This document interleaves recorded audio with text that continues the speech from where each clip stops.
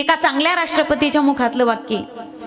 ते असं म्हणतात की मी भारतातलं ताजमहल आश्चर्य मानतच नाही. भारतातलं ताजमहल मी आश्चर्य मानतच नाही, तर मी संपूर्ण भारतालाच आश्चर्य मानतो. ज्याचा बाप आयुष्यभर मोगलांची गुलामगिरी करत होता, त्याचा 15 वर्षाचा पोरगा स्वराज्यातील सगळं मुलं एकत्रित करून स्वतःचं बोट कापून स्वतःच्या रक्ताचा अभिषेक जिथे रोहिडेश्वराच्या पिंडीवरती करतो, असा मुलगा ज्या भारतात जन्मास येतो ना, तो देश चमत्कारिक असला पाहिजे.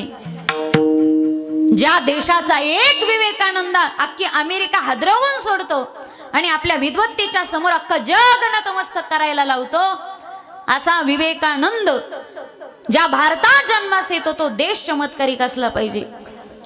वपू काळेंचं एक सुंदर वाक्य आहे. ते म्हणतात की दुःखातही लोकांना कसं हसवायचं हे लॉरेन हार्डीने शिकवलं. कळतंय ना? दुःखातही लोकांना कसं हसवायचं हे लॉरेन हार्डीने शिकवलं. आणि प्रपंचामध्ये स्वर कसा लावायचा असतो हे आदरणीय गान सम्राज्ञी स्वर्गवासी लता दिदीजींनी शिकवलं. प्रपंचातला स्वर सांगते मी. भारताच्या मातेला लाभलेले एक संगीत क्षेत्रामधलं मायबाप रत्न होते. आज पोरका झालंय संगीत क्षेत्र आदरणीय लता दिदींच्या जाण्याने. मी सांगेल श्री एक आदिशक्ती ती जगदंबा आहे, ती रणरागिनी.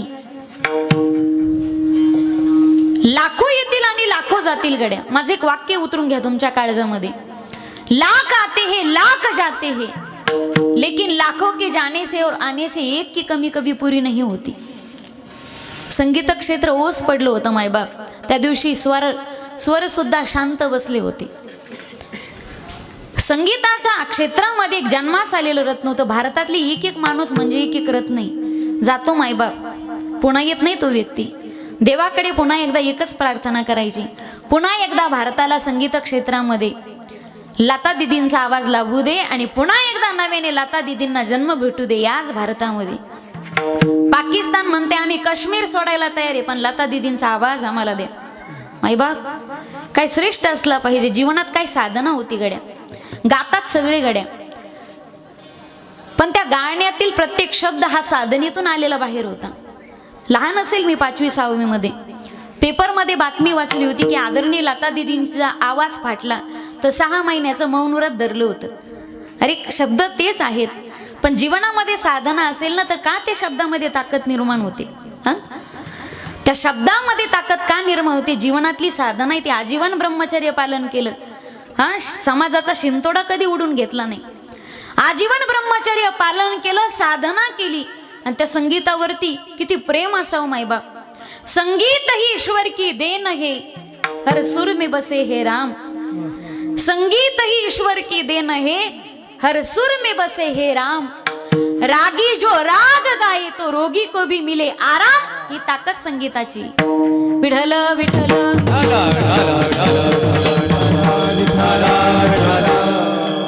स्वातंत्र्यवीर सावरकर असं म्हणतात, ज्या माणसाला ज्ञानोबा, तुकोबा, विठोबा आणि शिवोबा ही 4 नावं माहिती नाही, समजायचं येडं महाराष्ट्रातलं नाही.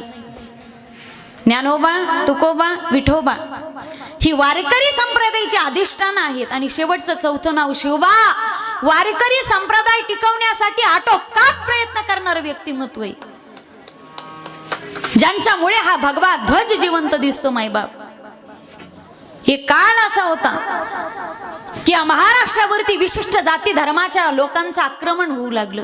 एका विशिष्ट जाती धर्माच्या, मी कोणत्याही जाती धर्माचा उल्लेख करणार नाही, मला कोणाची भावना दुखवायच्या माझा माणूस नाही. प्रतीप चंद्र लेखे व वर्धे विष्णू वंदिता शहासीनो शिवशेषा मुद्रा भद्राय राजते. हिंदवी स्वराज्याचे संस्थापक ज्यांच्या ललकारीने सह्याद्रीला जाग आली, कड्या कपारातनं मावळा एकसंग झाला.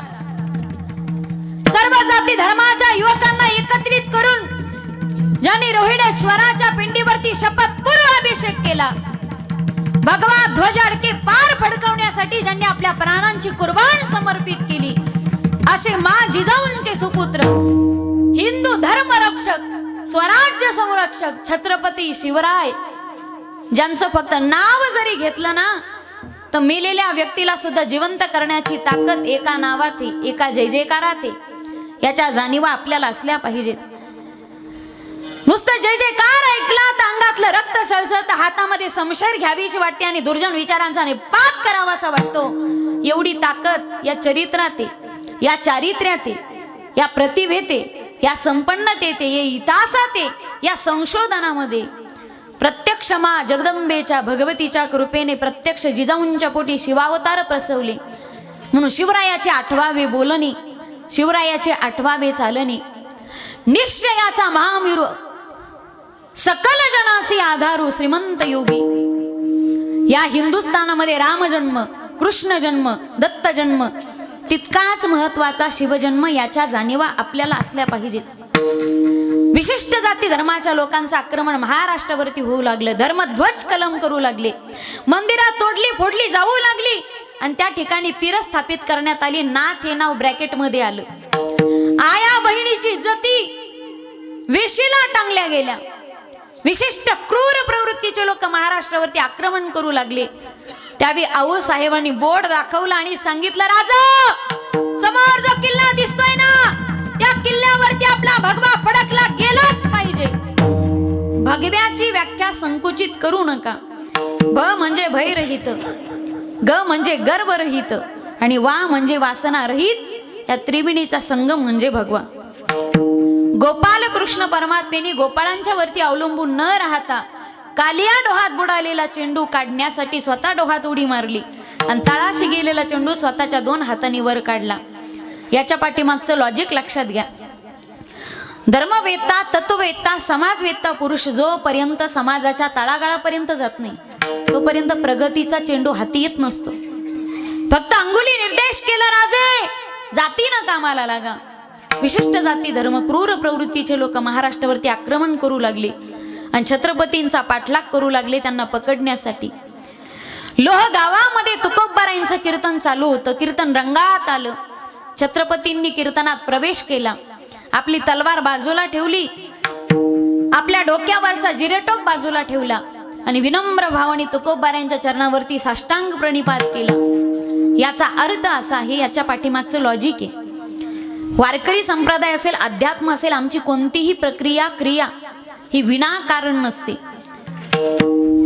ज्यावेळी कीर्तनकार कीर्तनाच्या नारदाच्या गादीवरती उभा असतो त्यावेळी त्याच्यामध्ये परमेश्वराचं वास्तव्य असतं. म्हणून कीर्तनकाराच्या चरणाचा स्पर्श आपल्या सहस्राधाराला व्हावा, आपल्या दोन्ही हाताचा स्पर्श त्यांच्या चरणांना व्हावा. यासाठी डोक्यातली कॅप, टोपी, मुकुट, जिरेटोप जे असेल ते बाजूला काढावं आणि विनम्र भावाने अभिवादन करावं. छत्रपतींनी नमस्कार केला तुकोबारायांना. गळ्यात टाळ घेतला आणि टाळकऱ्याच्या वेशामध्ये टाळकऱ्यात सामील झाले. कीर्तन चांग, कीर्तन चांग होय अंग हरिरूप. हे प्रमाण गाण्यामध्ये शिवराय दंग झालेले होते. दुष्ट प्रवृत्तीचे लोक पकडण्यासाठी आले आणि कीर्तनात घुसले. अरे कहा गया वो पहाड़ का चूहा, जाओ के पकड़ कर ढूंढ कर लाओ. अरे अभी तो कीर्तन में घुस गया था, कहा गया पता नहीं, जाओ शिवाजी को ढूंढ के लाओ. फक्त एवढेच आवाज त्या ठिकाणी घुमू लागले. म्यानातून तलवारी काढल्या छत्रपतीचा पाठलाग करू लागले. पण महाराष्ट्रावरचं संकट विटेवरच्या पांडुरंगावरती पडलं. पांडुरंगाने विटेवरून उडी मारली. लोह गावात तुकोबारायांच्या चालू कीर्तनात पांडुरंगाने शिवरायांचं स्वरूप धारण केलं आणि टाळकऱ्यामध्ये सामील झाले. त्या शहांची अशी फजिती झाली मायबाप, सगळेच टाळकरी शिवरायच दिसू लागले. पकडावं कुणाला पंचायत झाली. तलवारी म्यान केल्यान पुन्हा आल्या पावली पौरत निघून गेले. मला हे सांगायचंय, माझा मुद्दा असा आहे.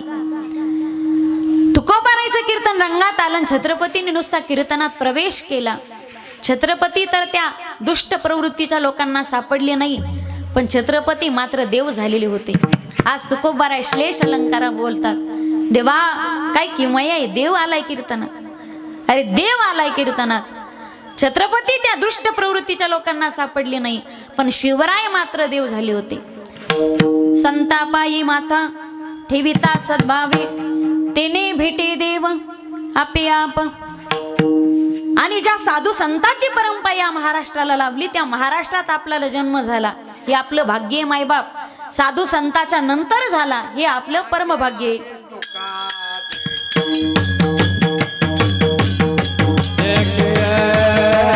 La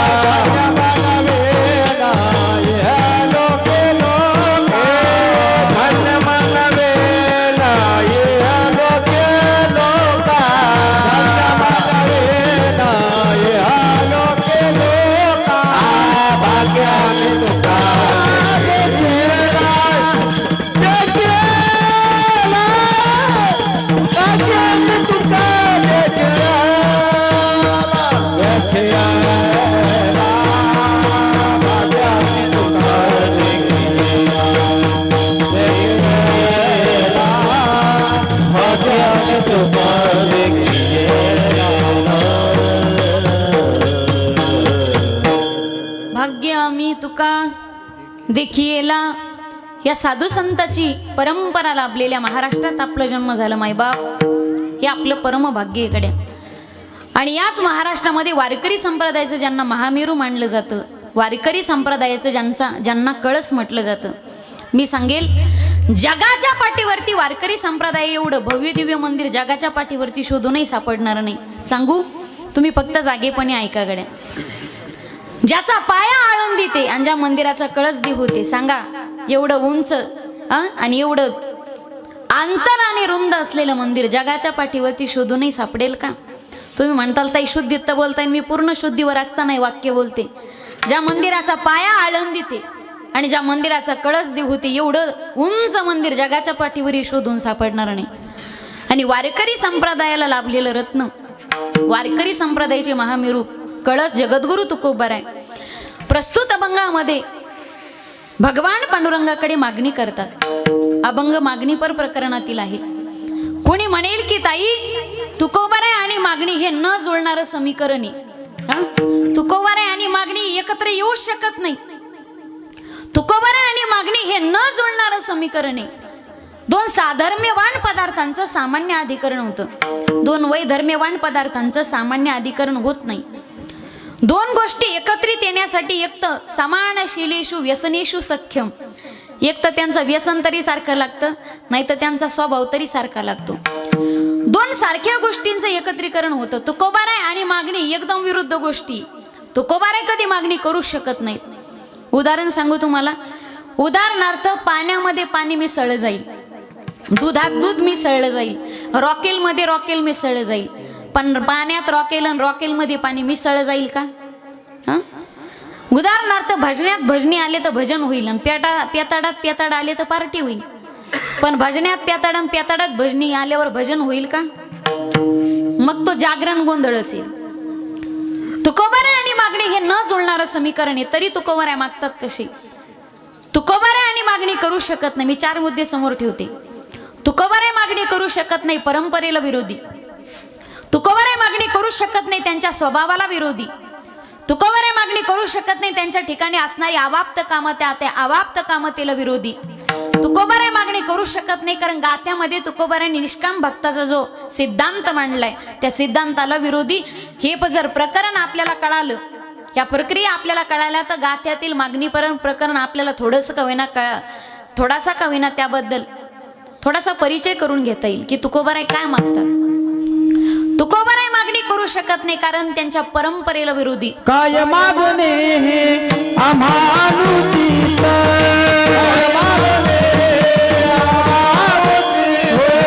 काही मागणे आम्हानुचित,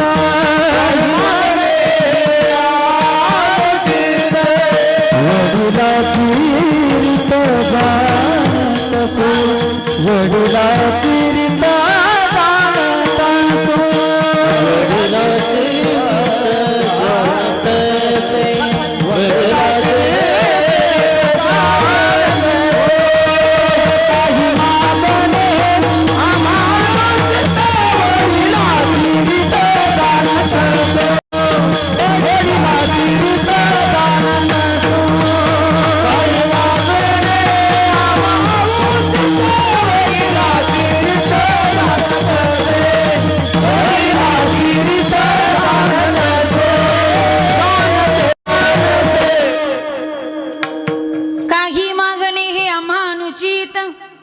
वडिलाची रीत जाणत असो.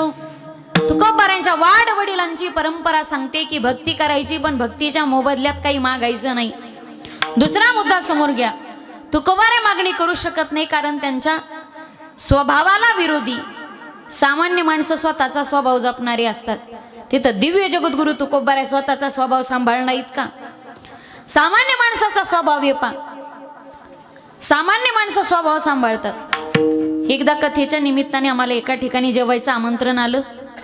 मला माझं नाही सांगायचं, पण सामान्य स्वभाव सांगायचंय मला. कथेच्या निमित्ताने आमंत्रण आलं, एका माणसाने जेवायचं आमंत्रण दिलं. ताई उद्या आपल्या घरी जेवायला यायलाच लागन. पण म्हटलं येऊ पण. तो म्हणे ताई चिंताच करू नका, सध्या सरावन चालू आहे. म्हणलं 1 महिना सरावन, पण तो 11 महिने रावण. हे गणित कुठं लावायचं? मी म्हटलं काही हरकत नाही. दुसऱ्या दिवशी सकाळी बोलवायला आले ते गृहस्थ, ताई आपल्या घरी तुमच्या आवडीचे आमच्या आवडीचे म्हटले कांद्याचे भजे बनवले तर ते तुम्हाला खावेच लागतील. म्हणलं का त्याच्या कालावधीमध्ये कांदा आणि लसूण वर जास्त खात नाहीत आम्ही. म्हणे असं कसं, एवढ्या आवडीनं बनवलेत आपले आणि ते खावेच लागतील. म्हणलं बाबा कधी दुसऱ्याला घरी बोलवताना दुसऱ्याची आवड विचारायची असते का? आपण आपल्या आवडी त्याच्यावर लागतो. दुसऱ्याला बोलवत असताना दुसऱ्याच्या आवडी विचारायच्यात, आपल्या आवडीचे पदार्थ करून नसतं चालत. म्हणे कांद्याचे भजे आपल्यासाठी खावेच लागतील. म्हणलं का त्याच्या कालावधीमध्ये खात नाही? तो म्हणे खावेच लागतील. म्हणलं आज तुम्हाला वाटतं कांद्याची भजे खावीत आणि आम्हाला खाऊ घालतात, उद्या तुम्हाला वाटतं गांजेची भजे खावीत. तुम्ही खाताला लोकांनाही खाऊ घालतात, पण आमच्या स्वभावात ते बसणार नाही ना. सामान्य माणूस स्वतःचा स्वभाव सांभाळतो, सामान्य व्यक्ती. तिथं दिव्य जगद्गुरु तुकोबाराय स्वतःचा स्वभाव सांभाळणार नाहीत का? तुकोबाराय सांगतात, मागू तर नका, पण जो मागणी करत असेल त्याला उभा पेटून द्या. भिक्षा पात्र अवलंबने जळोजिने लाजीरवाने ऐशी यासी नारायणे न उपेक्षिजे सर्वथा. मागणी तर करू नका, पण जो मागत असेल ना त्याला मागूनच द्या. लात मारण काढून द्या त्याला. मी श्लेष अलंकारामध्ये बोलते, अगदी खाली येऊन मला विनोद करता येणार नाही. तुकोबाराय मागणी करू शकत नाहीत, कारण तुकोबारायांच्या ठिकाणी जी अवाप्त कामत आहे ना, काम नाही काम नाही झालं पाहिजे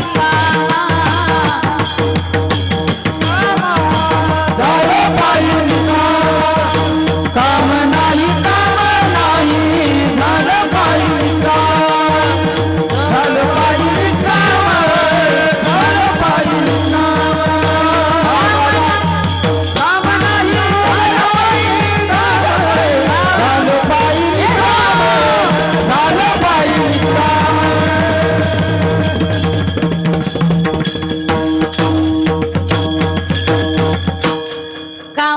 काम नाही झालो पाही रिकामा. तुकोबारायांच्या ठिकाणी जी अवाप्त कामत आहे, तुकोबाराय सांगतात आता जीवनामध्ये कमवायचं असं काहीच राहिलं नाही गड्या. काम नाही झालो पाही रिकामा. ज्यांची तृष्णा खुंटली त्याच्या जीवनातला काम संपतो. मायबाप, तुमच्या आमच्या जीवनातली तृष्णा संपत नाही. कोवा दरिद्रोही विशाल तृष्णा.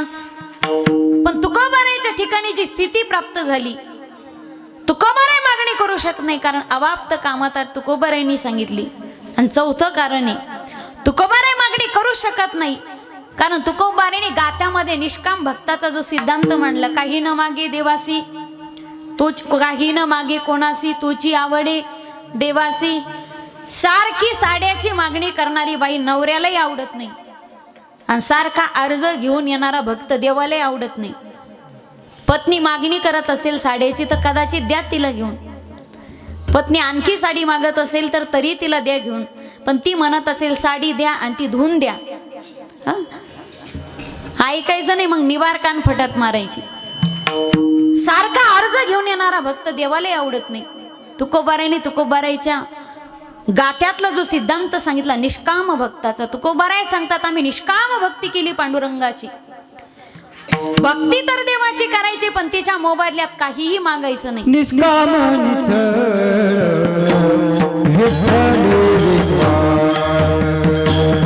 निष्काम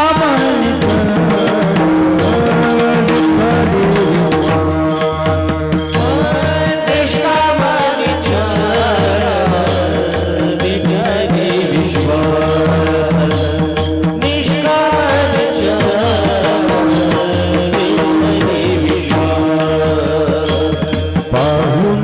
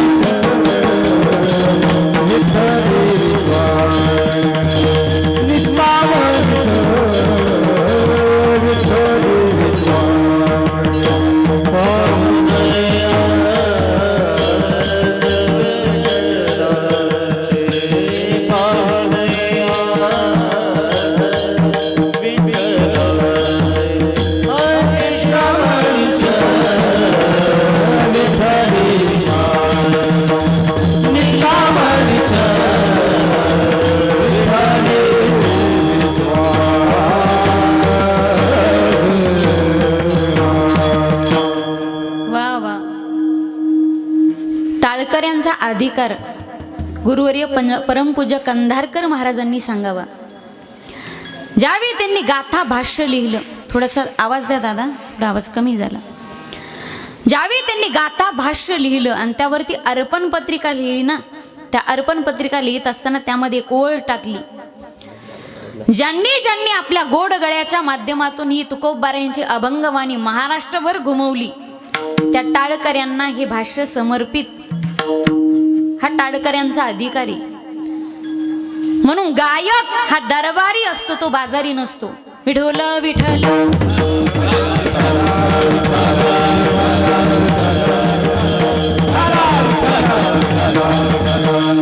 मी 4 कारण आपल्या समोर ठेवले तरी सुद्धा तुकोबाराय मागणी करतात कशी, याचा विचार आपल्याला करायचा आहे.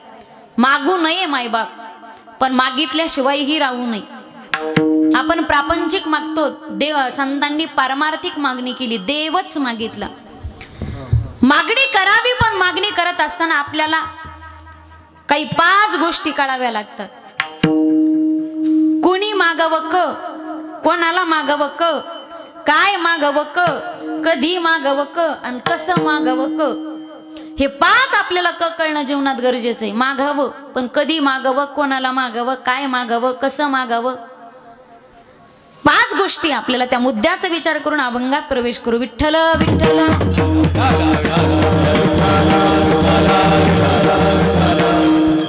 कुणी मागावं मायबाप, ज्याला गरज असेल गड्या अशा व्यक्तीने मागावं. खऱ्या अर्थाने गरजू व्यक्ती असेल. एखादा गरीब याचक जर श्रीमंताच्या दारामध्ये काही मदतीसाठी भीक मागत असेल ना, सावकार खूप अडचणीमध्ये आहे हो सावकार, 8 दिवसावरती मुलीचं लग्न येऊन ठेपलं हो सावकार. समोरची मंडळी अचानक हुंड्याची मागणी करते. लग्न तोंडावर आले हो सावकार, 10,000 रुपये मला कमी पडतात. आज तुमच्या दारामध्ये भीक मागतो सावकार मी, माझ्याकडे पाहूच नका, माझ्या मुलीकडे पहा, मला फक्त 10,000ची मदत करा, तेवढेच कमी पडतात मला. जर तुम्ही मला 10,000ची मदत केली ना सावकार, 6 महिन्याच्या आत मी तुमचा रुपया ना रुपये फेडल्याशिवाय राहणार नाही हो सावकार. हा हुंडा दिला नाही ना तर माझी ताई तिच्या जीवाचं काहीतरी बरं वाईट करे. तिनं तिच्या जीवाचं काही बरं वाईट केलं ना, उद्याचा सूर्योदय मला दिसणार नाही आणि मी या गावाला दिसणार नाही हो सावकार. माझ्याकडे 1 एकर जमीन आहे हो, पण 2 मुलं आहेत ना, त्यांचे शिक्षण चालू आहेत. ती गहाण ठेवावी ना तर त्यांच्या भवितव्याचा प्रश्न निर्माण होईल हो सावकार. माझ्याकडे पाहूच नको, माझ्या लेकीकडे पहा, मला फक्त 10,000ची मदत करा हो सावकार. मरताना देवाचं नाव घेणार नाही गड्या, पण तुमचं नाव घेतल्याशिवाय मी मरणार नाही, करा हो सावकार. मी पदर पसरतो हो सावकार तुमच्या समोर, माझा पदर रिकामा जाऊ देऊ नका. एखादा गरजू व्यक्ती, खऱ्या अर्थानं गरजू व्यक्ती जर श्रीमंताच्या दारामध्ये भीक मागत असेल ना, तर त्या श्रीमंताने त्याची वेळ वाटून घेतली पाहिजे गड्या. असेल ना दादा तुमच्याकडे तर वाटून घ्या गड्या. त्याने म्हणावं, रामभाऊ अरे फक्त 10,000 पाहिजेत ना तुला. अरे आम्ही श्रीमंत लोक धाब्यावर पार्टी करायला बसलो ना तर 15,000 उडवतो रे रामभाऊ. त्या 10,000मध्ये जर तुझ्या पोरीचं लग्न पार पडत असेल ना तर 10 काय 15 घेऊन जा, 1ही रुपया परत करू नकोस. असं जर तो व्यक्ती म्हणत असेल ना तर कदाचित मी म्हणेल गड्या, तो त्याला माणुसकी शिल्लक आहे त्याच्यामध्ये, त्याला माणूस म्हणून जगायचा आणि मरताना माणूस म्हणून मरायचा अधिकार असेल. पण तो श्रीमंत व्यक्ती जर गरिबाच्या त्या गरिबीचा गैरफायदा जर घेत असेल, त्याला म्हणत असेल, रामभाऊ दिले असते कडे तुला 10,000 रुपये, पण हल्ली जगावरचा आपला विश्वास सोडायला एक काम कर, तुझा 1 एकर जमिनीचा तुकडा माझ्याकडे गहाण ठेव, मी तुला 10,000ची मदत करतो.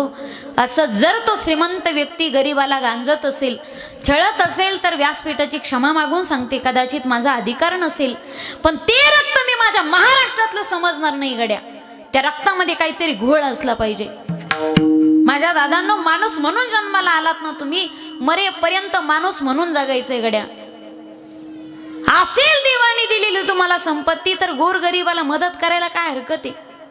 आपल्या संपत्तीचा 10वा हिस्सा हा धर्मकार्यात दान झालाच पाहिजे, ती त्या धनाची शुद्धी असते. आणि जर आमच्या धर्मकार्य, आमच्या संपत्तीतला 10वा हिस्सा आम्ही धर्मकार्यात जर दान केलं नाही ना, धरणामध्ये फक्त पाणी साठवायचेच दरवाजे असले, फक्त धरण साठवतच असेल, त्यामध्ये पाणी सोडायची जर व्यवस्थाच नसेल तर एक दिवस ते धरण फुटल्याशिवाय राहणार नाही गड्या. मग ते कुठून फुटेल आणि कसं फुटेल हे सांगता येत नाही मायबाप. मग माणसाने ज्याला गरज असेल त्याने मागितलं पाहिजे, ज्याच्याकडे असेल ना त्याने दान केलं पाहिजे. या हाताची शोभा दान धर्म करण्यामध्ये सांगितली. देणाऱ्याने देत जावे, घेणाऱ्याने घेत जावे, देता देता देणाऱ्याचे एक दिवस हात घ्यावे. देणाऱ्याने देत जावे, घेणाऱ्याने घेत जावे. ज्याच्याकडे असेल माझ्या दादांनो दान करत चला गड्या. जर तुम्ही एका हाताने दान करत असाल ना गोरगरिबांना, आमच्या भारतामध्ये अनाथ आश्रम आहेत मायबाप, ज्या लेकरांना मायबाप माहिती नाहीत रे, सकाळी जेवले ना तर संध्याकाळी काय खावं याची पंचायत निर्माण होते. आम्हाला घर आहे ना, आम्हाला आईबाप आहेत मायबाप, आम्हाला नाही चिंता. पण जगामध्ये अनाथ लेकर आहेत ना, त्यांना मायबाप नाहीत, खाण्यापिण्याचे वांदेत. माझी विनंती असेल मायबाप, ज्या ठिकाणी गरज असेल ना त्या ठिकाणी दान करा गड्या. आमच्या भारतामध्ये अशा अनाथ गायी येतं गोशाळेमध्ये, दूध देत नाही म्हणून ना मालक त्यांना सांभाळत नाही. त्या गायींना चारा वैरणीची गरज आहे मायबाप. तुम्हाला असं ठिकाण दिसलं की तुमच्या हाताने, स्वतःच्या हाताने तुम्ही दान करत चला गड्या. ज्या ठिकाणी गरज असेल त्या ठिकाणी मदत झालीच पाहिजे. तुम्ही एका हाताने मदत केली ना तर तो 10 हाताने तुम्हाला दान देतो. तुम गरीबों की सुनो हो तुम्हारी सुनेगा, तुम एक पैसा दोगे वो 10 लाख देगा. तुम गरीबों की सुनो हो तुम्हारी सुनेगा, तुम एक पैसा दोगे हो 10 लाख देगा. तुम गरीबों की सुनो. विवेकानंदांचा एक वाक्य आहे मायबा, पण जगाला प्रश्न पाडणारा प्रश्न आहे त्यात. विवेकानंद सांगतात की माणूस मंदिरात जातो, दर्शन घेतो, जी मूर्ती माणसाने घडवलेली असते. पण माणूस हे देवाने बनवलेली सुंदर मूर्ती असताना माणूस माणसाशी माणसासारखा का वागत नाही मायबाप. आज माणसातलं देव कळणं गरजेचं आहे. एक वाक्य सांगू तोला मोलाचं, आवडलं तर टाळी वाजवा. तुम्ही ऐकताय ना? महिला मंडळ झोपल्या का काय? जागीत ना तुम्ही, चुळबुळ करू नका. अरे मंदिर और मस्जिद तो लोग जाए जिनके पास फुर्सत हो, मंदिर और मस्जिद वो लोग जाए जिनके पास फुर्सत हो. अरे हमारा तो फर्ज बनता है कि किसी रोते हुए बच्चे को हंसाया जाए. हमारा तो फर्ज बनता है कि किसी रोते हुए बच्चे को हंसाया जाए. अरे कोण म्हटलं की परमात्मा फक्त मंदिरातच भेटतो? दगडात देव मानणारी संस्कृती मायबाप आपली.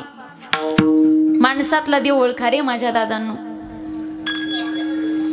या जगात असे काही लोक आहे ज्यांना कोणता सण माहिती नाही, ज्यांना कोणता उत्सव माहिती नाही. विनंती असेल माझ्या माता भगिनींनो, दान धर्म आमच्या हाताने जास्त लिहिलाय, यांच्या हातात नाही. आपल्या हातात अन्नदान जास्त आहे.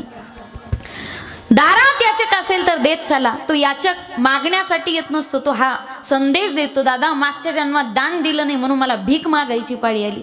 घ्या संदेश त्याच्याकडून. विनंती माझ्या मातृभगिनींनो, तुम्ही अन्नपूर्ण आहात. जगाला अन्न पुरवण्याचं काम शेतकरी करतो मायबाप, पण तुमच्या हातातून प्रत्येकाच्या पोटापर्यंत अन्न जातं. विनंती माझ्या ताईंनो, मागची दिवाळी होऊन गेली, आता पुन्हा दिवाळी येईल ना. ती दिवाळी साजरी करताना चिवडा बनवतात ना तुम्ही, 2-2, 3-3 किलो पोहे किंवा मुरमुरे सांगतात. माझी विनंती असेल गाडी 1 किलो अर्धा किलो एक्स्ट्रा ह्यावेळेस पोळी सांगा. अर्धा किलो 1 किलो मुरमुरे जास्तीचे सांगा.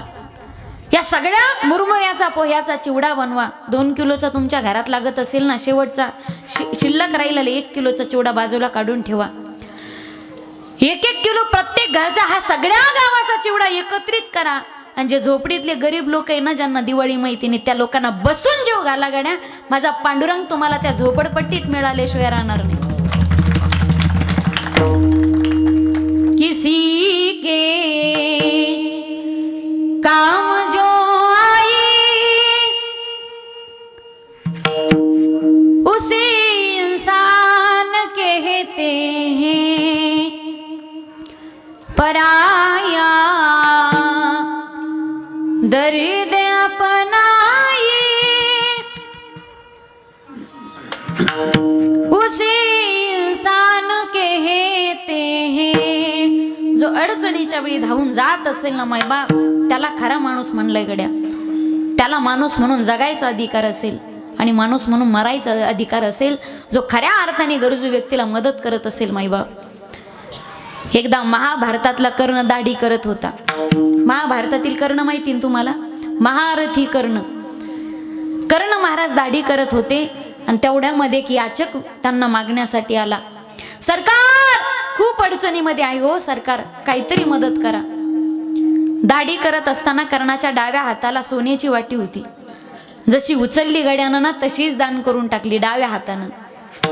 त्या नाव्यानं प्रश्न केला, महाराज दान करत असताना ते उजव्या हाताने करायचं असतं, डाव्या हाताने नसतं करायचं.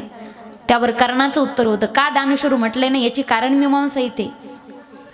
कर्णाचं उत्तर होतं, डाव्या हातातली सोन्याची वाटी उजव्या हातात घेऊन दान देईपर्यंत जर माझा प्राणच निघून गेला ना, तर दान द्यायचं राहून जाईल. याला दानशूर म्हटले मायबाप. आता सप्तेची पट्टी मागायला पुढून कार्यकर्ते घुसल्यावर मागच्या दाराने शेतात निघून जात असेल, त्याला दानशूर नाही म्हणायचं. तारों के तेज में चांद छुपे नहीं, सूरज छुपे नहीं, बादल छायो रीड पड़े, रजपूत छुपे नहीं, दाता छुपे नहीं, मांगन आयो, चंचल नारी के नैन छुपे नहीं, प्रीत छुपे नहीं, प्रीत दिखायो. तारों के तेज में चांद छुपे नहीं, सूरज छुपे नहीं, बादल छायो रीड पड़े, रजपूत छुपे नहीं, दाता छुपे नहीं, मांगन आयो. अरे दाता व्यक्ती कधी घरामध्ये घुसत नाही मायबाप. याचक जर मागण्यास आला तर खरा शूरवीर व्यक्ती ज्यावेळी शत्रू समोर उभा असेल त्यावेळी घरामध्ये घुसत नाही, तो रणांगणामध्ये उभा राहतो, तो खरा वीर असतो. सांगू तुम्हाला, योद्ध्याचं लक्षण यापेक्षा वेगळं नसेल गड्या. जगतात सगळे पण जगण्याला अर्थ असावा, मरतात सगळे मायबाप पण मरण्याला अर्थ असावा गड्या. कसं असावं मरण, कोणाला म्हटलं गेलंय खरा योद्धा? अरे मरेल पण हिंदू धर्म कधी सोडणार नाही. माझ्या प्रत्येक शेवटच्या रक्ताच्या प्रत्येक शेवटच्या थेंबापर्यंत मी हिंदूच असेल आणि हिंदूच म्हणून मरेल. हर दिल पर जिसने राज किया क्योंकि जिस्म उसका पौलाद था. हर दिल पर जिसने राज किया क्योंकि जिस्म उसका पौलाद था. अरे औरंगजेब के सामने कभी झुका नहीं, औरंगजेब के सामने कभी झुका नहीं, क्योंकि वो तो हिंदू की औलाद था, क्योंकि वो तो हिंदू की औलाद था. प्रत्येक रक्ताच्या शेवटच्या थेंबापर्यंत मायबाप किती स्वाभिमान असावा हिंदू धर्माचा. शूरवीर त्याला म्हटलं गड्या, जो कधी डरत नाही. कोणी मागितलं पाहिजे, ज्याला गरज असेल अशा व्यक्तीने मागावं. विठ्ठल विठ्ठल कोणी मागावं क, कोणाला मागावं क. ज्याच्याकडे सत्ता असेल, संपत्ती असेल आणि देण्याचं सामर्थ्य असेल अशा व्यक्तीकडे मागावं. कोणाला मागावं हे कळालं पाहिजे माणसाला. एका गावामध्ये एका पोराने 11 वर्ष मारुतीरायाला पाणी घातलं. 12व्या वर्षी मारुतीराय प्रसन्न झाले. बोल भक्ता, काय इच्छा आहे तुझी, काय इच्छा आहे मागून घे. ते पोरग म्हणे, मारुतीराय 2-3 वर्ष झालं पोरी पाहतो, पण सोयरीकच जुळा नाही, तेवढी सोयरीक तरी जुळून द्या. मारुतीराय म्हणे, गदाच घालीन तुझ्या पाठीत. तुझी सोयरीक जळून द्यायचं सामर्थ्य माझ्यात असतं तर मी मंदिरात मारुती होऊन बसलो असतो का? कुणाकडे मागावं? ज्याच्याकडे सत्ता असावी देण्याची. कोणी मागावं कोणाला मागावं काय मागावं काय मागावं हेही कळालं पाहिजे. छत्रपती शिवरायांची मोहीम सातारा प्रांतामध्ये होती आणि बराच वेळ झाला पण राजांना पाणी काही मिळाली नाही. तहान लागली राजांना. सेवकांनी सांगितलं, राजे आम्ही पाण्याची व्यवस्था करतो. पण राजांनी सांगितलं, नाही, आज मला माझ्या प्रजेमध्ये रयतेमध्ये फिरायचंय. मला जाणून घ्यायचे की माझी रयत भोळी भाबडी कशी. आज राजांनी वेषांतर केलं आणि एका गावामध्ये प्रवेश केला. एका दाराच्या बाहेर जाऊन उभे राहिले घराच्या आणि आवाज दिला, माई घरात कुणी आहे का? एक म्हातारी बाई आली काठी टेकवत, कपाळाला हात लावला आणि विचारलं, कोण हाईस रे तू, कोण हाईस? सातारा प्रांतातली भाषा घाटावरची. कोण हाईस रे तू? राजांनी सांगितलं, माई मला खूप तहान लागली हो, मला जरा तांब्याभर पाणी मिळेल का प्यायला? ती बाई घरात गेली, तांब्याभर पाणी घेतलं. तांब्याभर पाणी नाही घेतलं बाई, नुसतं एक ज्वारीची भाकरी घेतली, त्याच्यावरती लाल मिरचीचा ठेचा टाकला, चटणी टाकली आणि त्याच्यावरती तेलाची धार ओतली. एक कांदा घेतला आणि बाई घेऊन बाहेर आली. संस्कृती मायबाप आमच्या भारताची. नुसतं पाणी मागितलं तर पाणी देत नाहीत. आमच्याकडे अतिथी देव म्हटले, पण जेवढे अतिथी आले सारे खिशे कापून गळे कापूच भेटले. या देशाला पहिले पांढरे पाय लागली होती वास्को द गामा याचे. आमच्या भारताची संस्कृती होती मायबाप. थकून भागून माणूस आला की त्याला गुळ आणि पाणी द्यायचे. इंग्रज भारतात राहिले 150 वर्ष. ते इथे राहिले, त्यांनी इथलं काही स्वीकारलं नाही. आमचं गुळ पाणी स्वीकारलं नाही त्यांनी. भारतात राहिले, त्यांनी त्याच्यात बदल केला. त्यांचा चहा त्यांनी इथे पिकवला, आम्हाला बनवून दिला. ते कोरा पिले ना आम्ही दूध घालून पिलो. स्लो पॉइझनिंग त्यांनी आम्हाला दिलं. ब्रेडही त्यांचेच आहेत, पावही त्यांचेच आहेत, केकही त्यांचेच आहेत. केकने वाढदिवस साजरी करण्याची पद्धतही त्यांचीच. आता आमचे कीर्तनात होऊ लागले तो भाग सोडून द्या. दिवे विजवायची पद्धतही त्यांचीच, इंग्रजांची. आमच्यात दिवे लावायची पद्धत होती, दिवे सोडायची पद्धत होती, वाहत्या पाण्यामध्ये दिव्याने ओवाळायची पद्धत होती. म्हणजे इंग्रजाच्या पद्धतीने वागला तर तो माणूस सुशिक्षित आणि महाराष्ट्रीयन पद्धतीने वागला तर तो माणूस गावंढळ. म्हणजे अर्धी चड्डी घालून साऱ्या गावात फिरला तर तो माणूस सुशिक्षित, पण धोतर घालून जर तो फिरला तर मग तो गावंढळ. इंग्रज भारतात राहिले मायबाप, त्यांनी आमचं धोतरही स्वीकारलं नाही. त्यांनी आम्हाला बरमुडा दिली, जीन्स पॅन्ट दिली, टी शर्ट दिला, बनियान दिली, सारे इंग्रजांचे त्यांनी आम्हाला दिलं, पण आमचं काही स्वीकारलं नाही त्यांनी.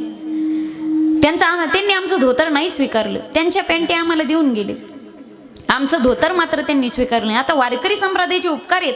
वारकरी संप्रदाय परंपरेला मानणारा संप्रदाय, म्हणून धोतर वारकरी संप्रदायाच्या नियमामुळे तरी पाहायला मिळतंय. आणि नियम जर नसता तर कीर्तनकारांनी बरमुडा घालूनही कीर्तन केले असते. पण वारकरी संप्रदायाने दंडक घालून दिलाय की अंगभर वस्त्र असलंच पाहिजे, कीर्तनकाराला फेटा बांधलाच पाहिजे आणि धोतर असलंच पाहिजे. आमच्या महाराष्ट्राची पद्धत होती मायबाप फेट्यांची. काही ठिकाणी पगडी असायची, काही ठिकाणी फेटा असायचा. आता दिसत नाही तो.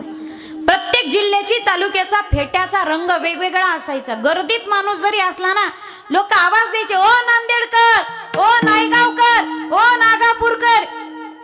त्या गर्दीमध्ये सुद्धा लोकांना आपल्या जिल्ह्याचा तालुक्याचा माणूस कळायचा रंगावरून. आता फेटे गेले, धोतर गेलं. फेटे ही फॅशन फक्त लग्नात आली. ते तिथले तिथेच बांधतात फॅशन म्हणून आणि तिथंच पायदळी तुडवले जातात. ही फार चुकीची पद्धती मायबाप. इंग्रज 150 वर्ष भारतामध्ये राहिले, पण आमचं धोतरही त्यांनी स्वीकारलं नाही. त्यांच्या गोष्टी आम्हाला देऊन गेले. इंग्रज भारतात राहिले, त्यांचं बटाटा आम्हाला दिला, आमचं रताळू नाही नेलं त्यांनी. इंग्रज भारतात राहिले, आमच्या पोरांसाठी कॉन्व्हेंट काढून दिले, त्यांच्या पोरांना मराठी नाही शिकवली. इंग्रज भारतात राहिले, आमचा हिंदू धर्म त्यांनी स्वीकारला नाही, त्यांच्या ख्रिश्चनचा प्रसार करून गेले. म्हणून भारतातले अनेक ब्राह्मण ख्रिश्चन धर्मीय झाले होते. न्यायमूर्ती रानडेंनी सुद्धा ख्रिश्चन धर्म स्वीकारला होता. इंग्रज भारतात राहिले, आमचा देवही त्यांनी स्वीकारला नाही, आमचा धर्मही त्यांनी स्वीकारला नाही. इंग्रज भारतात राहिले मायबाप, इथंच काहीच नेलं नाही त्यांनी. इथली संपत्ती मात्र बळकावली. भारतामध्ये न्यायसारखं दुसरं काहीच नाही. एक संपत्ती आणि दुसरी संस्कृती. संपत्ती इंग्रजांनी लुबाडून नेली, आता उरली ती फक्त संस्कृती. संस्कृती फक्त भारतातच पाहायला मिळते. भारताची संस्कृती नुसतं पाणी मागितलं तर पाणी नाही दिलं, बाईने भाकर घेतली, लाल मिरचीचा ठेचा घेतला, घेऊन बाई तांबर पाणी घेऊन बाहेर आली. राजांनी भाकर खाल्ली, भूक लागली होती ना. तांब्यावर पाणी घटाघटा पिले आणि त्या बाईला सांगितलं, बाई मी पाणी मागितलं तर तुम्ही मला भाकर दिली. शास्त्र सांगते की माणसाने कोणाच्या ऋणामध्ये राहायचं नाही. 10 रुपये जरी देणं असेल तर माणसाने द्यायचं आणि मग मरायचं. ऋण वैर हत्या हे तो न सोडे नाही दिता. माणसाने कोणाच्या ऋणात राहू नये. आई साहेब, तुमच्या घरामध्ये कोणी करता धरता पुरुष आहे का? बोलवा ना बाहेर. म्हातारीनं आवाज दिला, वैजी अहो बाहेर या की.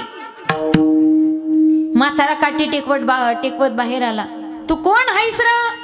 राजांनी सांगितलं, मी छत्रपती शहाजी राजेंचे सुपुत्र, आम्ही शिवाजी राजे आहोत. तू शिवबा आहेस वैर? तू शिवबा आहेस? हो बाबा, मी शिवबाच आहे. मी पाणी मागितलं तर तुमच्या बायकोने मला भाकर दिली, त्याचं ऋण माझ्यावरती झालंय. मी प्रसन्न आहे, बोला या ऋणाच्या बदल्यात मी तुम्हाला काय देऊ? तुम्ही मागाल ते मी तुम्हाला द्यायला तयार आहे. आता महाराष्ट्राचे छत्रपती प्रसन्न झालेत. या म्हाताऱ्यानं काय मागायला पाहिजे होतं, पण काय मागावं याची अक्कल माणसाला लागती. हा म्हातारा म्हणे, राजे साहेब सकाळपासून तंबाखू खाईन म्हणत होतो, पण चुनाच नाही, तेवढा वाईट चुनाच आणून द्या मला. छत्रपतीची प्रसन्नता चुन्यावरी घालवली. राजांनी कोणी गैरसमज करू नये म्हणून त्याला ते गाव जहागीर म्हणून दिलं, पण कोणी गैरसमज करू नये म्हणून त्या गावाचं नाव ठेवलं चुनेवाडी. सातारा प्रांतामध्ये जाऊन पहा तुम्ही, सातारा जिल्ह्यामध्ये चुनेवाडी नावाचं गाव आहे. महाराष्ट्राचे छत्रपती प्रसन्न झाले, पण प्रसन्नता चुन्यावारी घालवली. कुणी मागावं क, कोणाला मागावं क, आणि तिसरा मुद्दा काय मागावं हे कळालं पाहिजे. विठ्ठल विठ्ठल